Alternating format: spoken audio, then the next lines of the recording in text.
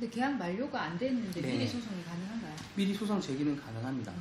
피해를 입어야 피해 보상 측면에서 소송을 하는 게 아니고 네. 만기 도래 전에 네. 전세금을 못 돌려받을 것을 예상하고 소송이 가능하다고요? 네, 그거는 임대인 쪽에 어떤 태도가 있습니다. 어떤 그 문자나 이런 식으로 해가지고 돌려주세요. 언제까지 나갈 건데요? 라고 했는데 어려울 것 같습니다. 뭐 안 될 이런 것 경우도 같은데. 있어요, 네. 변호사님. 네. 법대로 해라, 난 법대로 할게 하시는 네. 분도 있거든요, 실제로. 그렇게 해서 법대로 하시면 됩니다. 네.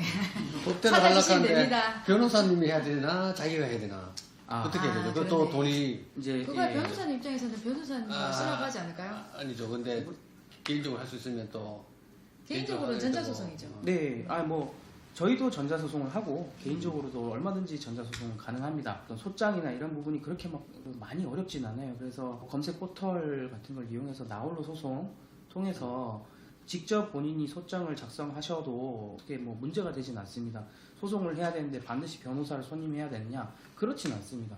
본인께서 어느 정도 이제 전자소송이 굉장히 친절하게 되어 있거든요. 그래서 거기서 요구하는 서류나 멘트나 이런 거는 이렇게 참조를 하면 요즘 검색이 워낙 잘 돼 있어서 그런 걸 참조해서 쓰면 혹시나 또 조금 부족한 부분이 있으면 법원에서 보정명령이라는 어떤 형식으로 이걸 보완하라고 좀 많이 도움을 줍니다. 반드시 변호사를 선임하라고 뭐 그렇게 말씀드리는 건 아니고 법정에서 다툼이 일어났을 때 법률적 조력을 좀 받지 못하시는 경우에는 판사가 무슨 말씀을 하시는지 이해를 못할 때가 있어요. 이제 빨리빨리 캐치가 안 되면 결국엔 손해를 보는 경우가 있을 수 있고 소장 제기한 단계에서는 크게 문제가 되진 않지만 주로 이제 공방을 하는데 가운데서 이게 법적 쟁점이 무엇이다라고 캐치를 하고 그거에 대해서 집중적으로 이렇게 변론을 해야 되는 게 이제 민사소송의 어떤 룰인데 그거와 관계없이 당사자분들께서는 내가 하고 싶은 말씀만 하는 경우가 굉장히 많아요. 그래서 하다 보면 그 쟁점에 대한 어떤 얘기를 조금 이제 빗나가서 얘기를 하시다가